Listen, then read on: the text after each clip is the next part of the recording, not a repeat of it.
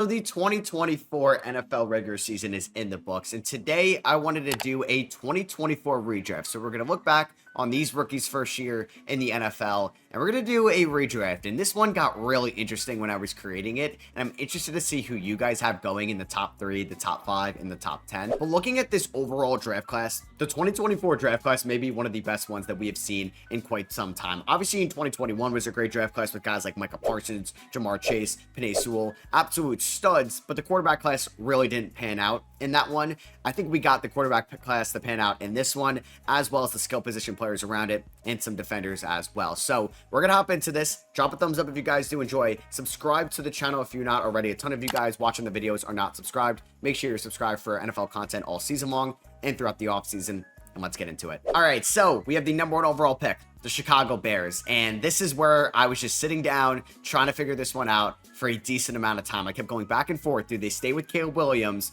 or do they go with what I'm going to actually end up doing, and they redraft Jaden Daniels number 1 overall? And this is no knock on Caleb Williams. I think he actually had a productive rookie year with all things considered. Obviously, he had sky-high expectations, the number 1 overall pick, a Heisman winner, and was supposed to save the Chicago Bears franchise. And I do think he can still do that. I don't think we should overreact after year 1. It's just Jaden Daniels had so much of a better year 1 that I'm decided to go number 1 here, Jaden Daniels to the Chicago Bears. He's going to be throwing it to DJ Moore, Keenan Allen.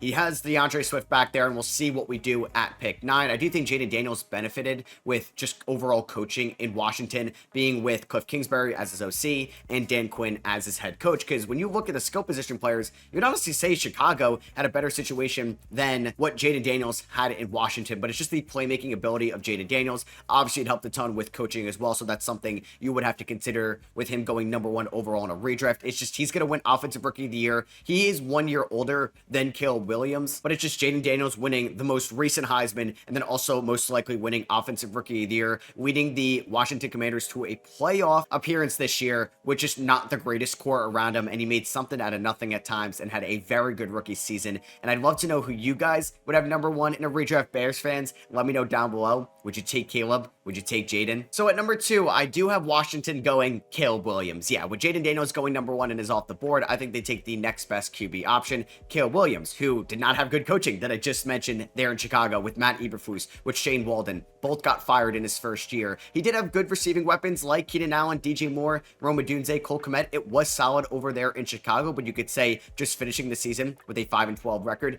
definitely underwhelming. Losing on that Hail Mary to Washington, blowing that game at the end on Thanksgiving Day on national television to Detroit. A lot went wrong with Caleb and the Bears this year, but Caleb still put up 20 touchdowns, 6 interceptions, a 62% completion percentage, still made some great throws, definitely some bad decision making. The offensive line was inconsistent at times, but going to a better coach team with Dan Quinn in Washington, he still gets a wide receiver 1 out there in Terry McLaurin. He still gets a good running back in Brian Robinson, a smart offensive-minded head coach in Cliff Kingsbury, who has ties to Caleb Williams because in 2023, he was a senior offensive analyst for the USC Trojans when Caleb Williams was there. So the connection's there. Caleb still had a good rookie year, and I think is still going to have a promising career in this league. It's just Jaden Daniels had a better rookie year. He's not that much older. I'm decided to go Jaden Daniels number 1 to Chicago and Caleb Williams number 2 to Washington. And at number 3 to New England, I'm going to have no changes here. I still think they go Drake May here in a redraft. They need their quarterback for the future. Drake May would go number 1 overall in a 2025 draft because of how poor the quarterback class is. So yeah, Drake May definitely would go number 1. This team is just so bad. They did fire their first year head coach Gerard Mayo. The receiving weapons weren't great. They whiffed on the Jalen Polk pick. They didn't really get too much this year out of Ramondre Stevenson or Antonio Gibson. The defense definitely showed some flashes, but nobody was going to succeed as the quarterback of this team. I don't think Bo Nix would have, or Michael Penix, or anybody else that was drafted to play the quarterback position in this draft. So yeah, I think Drake May showed a ton of promise as a thrower and as a runner this year. He completed 66% of his passes. He had 15 touchdowns, did have 10 interceptions, but I think New England was obviously entering into a much needed rebuild. They have one of the worst rosters in the league, and I do think they found their franchise quarterback in Drake May. They just got to put more weapons around him, and hopefully we see that in the 2025 draft. And here's where we're going to have a big switch up at number 4. The Arizona Cardinals originally took Marvin Harrison Jr. They're going to take a receiver here, but it's not going to be MHJ. It is going to be the former LSU Tiger receiver, Malik Neighbors, who went to the New York Giants at pick number 6. Nix. And Malik Neighbors just had a better rookie season than Marvin Harrison Jr. And it's not like Malik Neighbors was projected the 20th overall pick and he just had a better year because he was in a better situation. No, they were kind of neck and neck as a 1A, 1B in this class. I would say it was closer than what we all think. Marvin Harrison still went ahead of Malik Neighbors, but Neighbors had a better year with worse quarterback play, worse offensive mind play, which is saying a lot because Drew Petzing was not very good over there in Arizona, so I will give Marvin Harrison Jr. the benefit of the doubt. He's still going to go fairly high. In a redraft, it's just Malik Neighbors had over 100 catches with Daniel Jones, Drew Lock, Tommy DeVito, Tim Boyle throwing him the football. He had 7 touchdowns on the year. He had 1,204 yards. He set the Giants' rookie season record for most receptions in their first year in this league. 6-foot freak that can beat you off the press. He can catch it over your head, and he's a phenomenal route runner and a true wide receiver 1 in this league. And Arizona is going to get that guy here, just an upgrade over what Marvin Harrison Jr. can be so far. And it would be nice for LA to take a receiver here at number 5, and Ladd McConkey is going to be off the board before their second round pick here, so they're not getting him, but I still think they go with Joe Alt, the top tackle in this draft, and showed why he's going to be an elite offensive lineman for a long time. The 6'8 stud out of Notre Dame put up a 77 PFF grade this year, 19th ranked offensive tackle out of 81. He was a great pass blocker, a solid run blocker, and we saw how effective that could be for Justin Herbert to try to keep that pocket clean for him, keep him healthy throughout the year, and develop a good run game with J.K. Dobbins and the career resurgence he had, and just giving Justin Herbert more time to throw, and that's just going to set you up for future success in the long run. You have Rashawn Slater on one side, Joe Alt on the other. This was the right pick by LA, and I still think they make the same pick in a redraft. So I also don't know if this is a hot take as well. The Giants at 6, would they go quarterback or would they decide to go with a receiver like they originally did? And I think they would go receiver. So I'm going to have Brian Thomas Jr. go here to the New York Giants at 6. With Malik Neighbors off the board, they're going to get somebody that had maybe the best rookie receiving season this year, maybe better than Malik Neighbors statistically, and that's Brian Thomas. He had 87 catches for 1,282 yards. He had 10 touchdowns on the year in 17 games. I mentioned before how Malik Neighbors had Tim Boyle, Tommy DeVito, Drew Lock, and Daniel Jones throwing him the football, and Brian Thomas did have Trevor Lawrence, but he also had Mac Jones throwing him the football. And honestly, when the season was just over for Jacksonville and they were one of the worst teams in the league, it was just a bright spot to watch the Jaguars every Sunday just to see what Brian Thomas can do. He's still incredibly young at 22 years old and is going to be a wide receiver 1 in this league for a long time. Let me know, would you go quarterback here if you were the Giants, or would you go receiver? Coming in at number 7, Tennessee originally took J.C. Latham. That's not going to happen here. They're going to give up on their franchise quarterback going into this year, Will Levis, and Brian Callahan is going to get his guy in Bo Nix here at number 7. Nix obviously went number 12 to the Denver Broncos. That's not going to happen anymore. And you can let me know, would the Giants take Bo Nix at 6? Because that is definitely a possibility the way that this 2025 QB draft class is looking like. But Bo Nix just led the Denver Broncos to a playoff appearance, and they had very low expectations going into this year. He is 24 years old. He's going to be 25 very soon, but he threw 29 touchdowns this year, 12 interceptions, completed 66% of his passes, and had 3,775 passing yards on the season. He made big-time throws to guys like Marvin Mims, with Jordan Humphrey, Devon Vele, and obviously Cortland Sutton had a productive year as well. They really had no running game whatsoever, and Bo Nix was able to do that with his legs as well. And I wonder how this season would have gone for Tennessee, because I do think they had a good roster. Like, the O-line was at least encouraging going into this year, signing Lord Cushenberry, drafting Peter Skoronski last year. You signed Tony Pollard, who had a good year with all things considered. You signed Calvin Ridley. You had DeAndre Hopkins going into the year, and the defense had some playmakers as well. Now, a lot went wrong for Tennessee, and that's why they fired their GM Rand Carthen. So maybe drafting Bo Nix in a redraft would have saved his job. So we're going to say the Atlanta Falcons have already signed Kirk Cousins, right? As they did going into the 2024 draft. And knowing what he did this year, maybe it's looking a little smarter that they drafted Michael Penix just in case Kirk Cousins had the season he just had, because it's looking like the Atlanta Falcons are going to cut him. They drafted Michael Penix, shocked everybody with the 8th overall pick. I'm going to still have them take Penix here in a redraft. They need to get their guy going forward. They need to get somebody that can get Drake London the ball, Kyle Pitts, we'll see how much longer that lasts, but Bijan Robinson the ball as well. Darnell Mooney had a productive year with Kirk Cousins throwing him the football, and the last game of the year was really encouraging for what Michael Penix can be next year for Atlanta. He went 21 for 38 in that game, 2 touchdowns in the air. He did throw an interception, but threw for 312 yards. He zips the ball out of there, and I think him and Drake London are going to have a very good connection next year and onwards. And just looking at what Atlanta has, and they just missed out on winning the division this year, so they were never going to be picking high enough to take like a Cam Ward in the 2025 draft. So Michael Penix is the best they got, and they have to take him here in a redraft. So at number 9, Chicago originally went Rome Odunze, and since they had DJ Moore, since they traded for Keenan Allen, I'm going to have them go a tight end actually. Brock Bowers has to go in the top top 10, right? Just the generational tight end rookie season he just had. You're going to give Caleb another weapon, a good run blocker. I know they have Cole Kmet, but you can run 2 tight ends out there. You could trade Cole Kmet, and having Cole Kmet should be a reason not to take Brock Bowers here in a redraft. He just had 112 catches this year with Gardner Minshew, Aiden O'Connell, and Desmond Ridder throwing him the football. He had 1,194 yards in the air. He had 5 touchdowns, and he is a generational tight end talent. You just can't throw that word around there too much. Like Caleb Williams, not a generational quarterback. Maybe we thought Trevor Lawrence was going to be. That didn't work out. That's more for like the Andrew Lucks of the world, right? But Brock Bowers, a true generational tight end prospect for what he did at Georgia, and he lived up to those expectations in his rookie year in Vegas. He goes to Chicago here. Well, I guess actually him and Jaden Daniels would have a very good connection for a long, long time because they get Jaden Daniels number 1,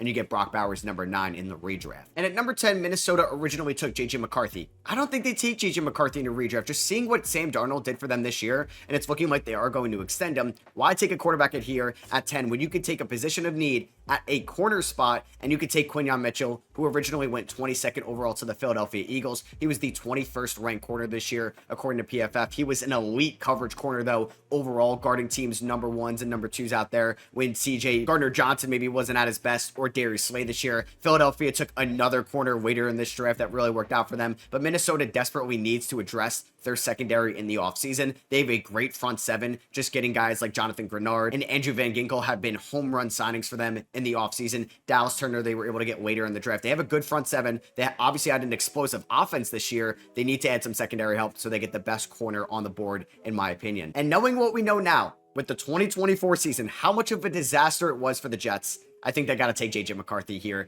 at number 11. They originally went Olu Fashanu, and the offensive line was not as bad as it was in 2023, but it still wasn't great. But the interior offensive line was very productive with Joe Tippmann, John Simpson, and Elijah Vera Tucker. Yeah, it'd be nice to add a tackle here with Olu Fashanu, but I think you have to take just the contingency plan if this year was a disaster with Aaron Rodgers, and it ended up being one. So Aaron Rodgers, I have no idea what's happening. Is he going to get cut? Is he going to get traded? Is he going to retire? Howie Dowdy's the Jets starting quarterback week 1 next year. So you get J.J. McCarthy, who probably would be in conversations to be the best quarterback in this year's draft. You take him here at number 11 in a redraft. He sits behind Aaron Rodgers for a year with an injury or without an injury, but he learns from one of the best quarterbacks of all time. Hopefully he doesn't develop too much of Aaron Rodgers' traits when he gets a lot older in this league, but he's going to learn from, like I said, one of the greatest quarterbacks of all time. And I think the Jets have to take JJ here just because he's the next best QB on the board. Unless you want to go Joe Milton from what we saw in week 18. And at number 12, Denver is not going to get Bo Nix. I have no idea what they would have done with quarterback here. Maybe they take Joe Milton in the 2nd round, but with all the first round quarterbacks that are off the board, I think this is where the slide for Marvin Harrison Jr. happens because they need receivers in the long term. Courtland Sutton is getting up there.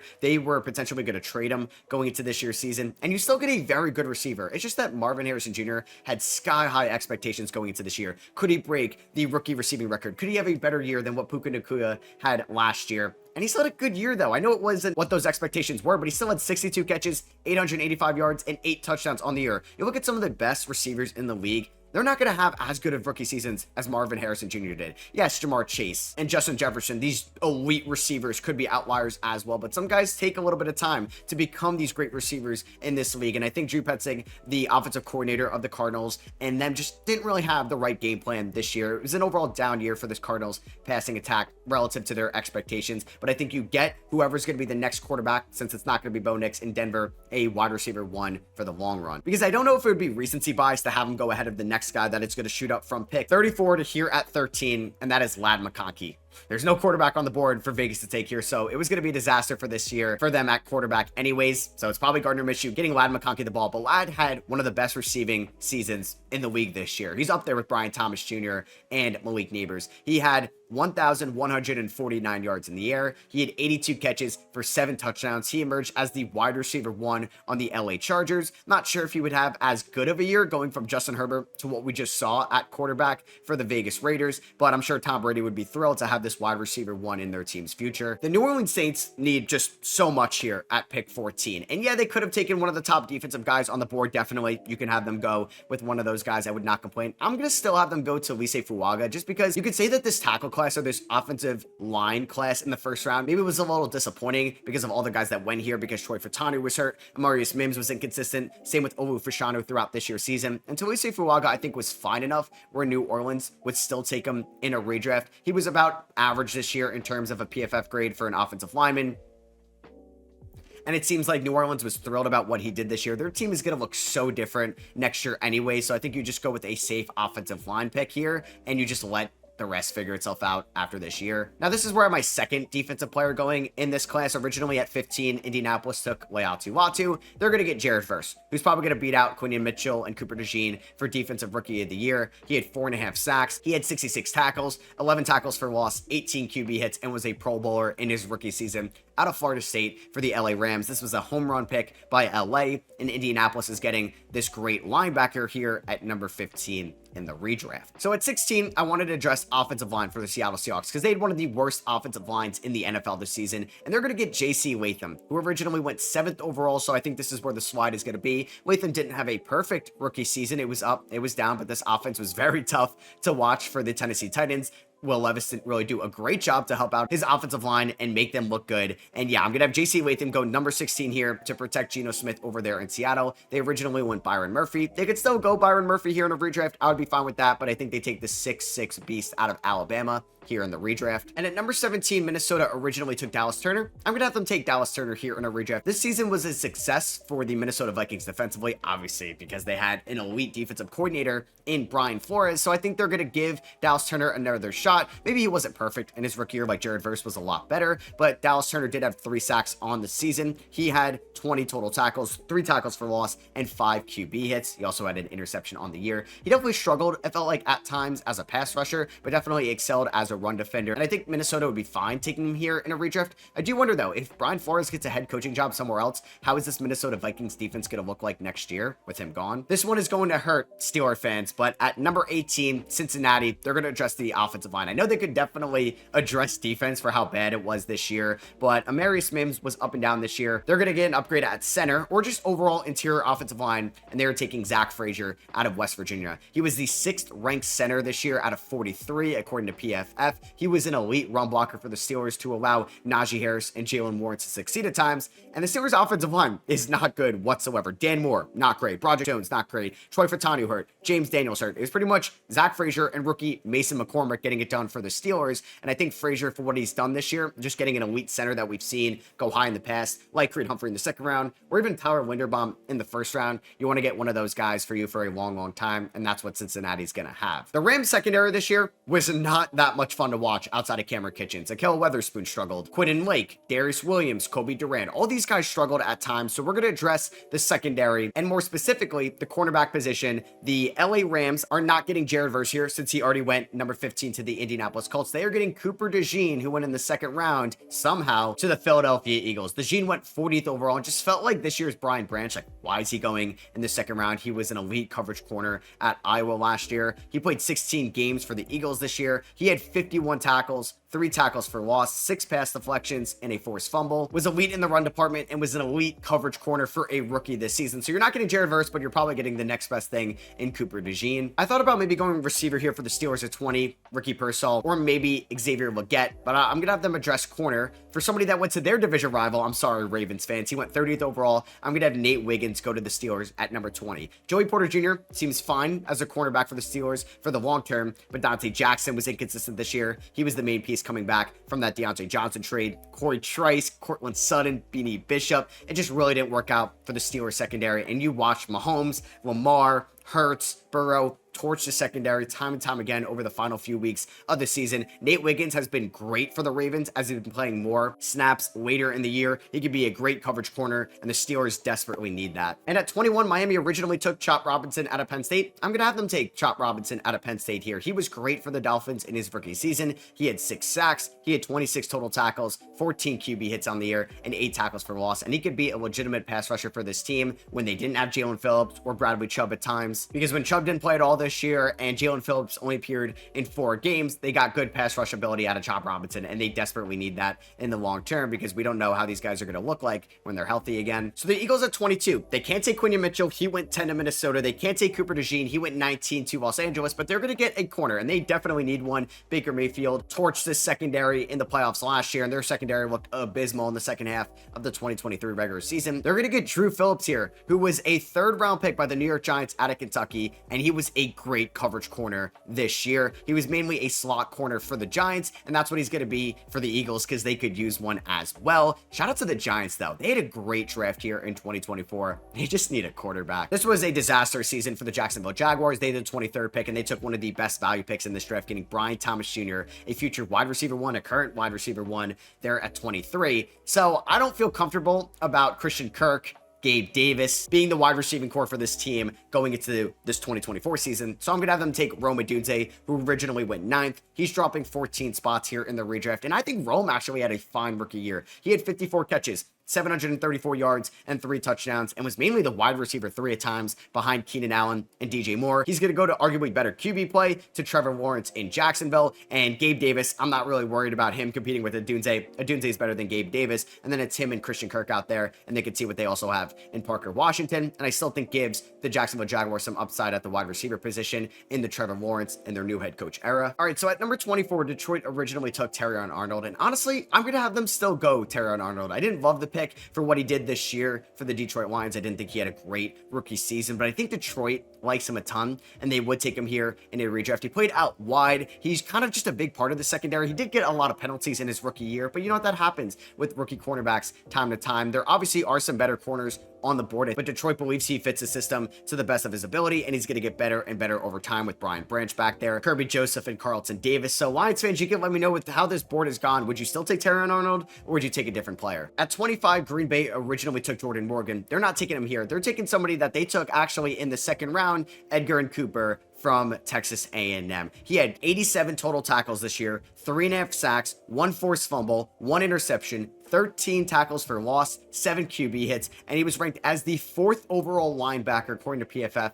out of 83 in the NFL. He is an elite coverage linebacker, and that's exactly what you need. 6'3", 230, come on up in the box as a slot corner on the defensive line. He could do it all for you, and this is a home run pick for the Packers in the 2nd round, but here in a redraft, you got to take him in the 1st round if you want him. And speaking of taking somebody you took later in the draft, but you got to take him earlier because he's going to be long gone before where you took him, that's Bucky Irving. He's going to go number 26 here to Tampa Bay. They took him with the 125th pick in this draft, and he had the most scrimmage yards out of any rookie in this class. He had 207 carries throughout 17 games, and he had a couple injuries he was dealing with throughout the year. He had 1,122 yards. He had 8 touchdowns on the year on the ground. He had 47 catches for 392 yards, and he's still just 22 years old. He breaks tackles like it's nothing, and he's a lot better of a running back than Rashard White is. Arizona originally took Darius Washington there at 27 with their 2nd first-round pick. He didn't play much there in his rookie season, so I think they're going to just take somebody that plays a similar position that went a couple picks earlier, and that's Byron Murphy, who went 16th overall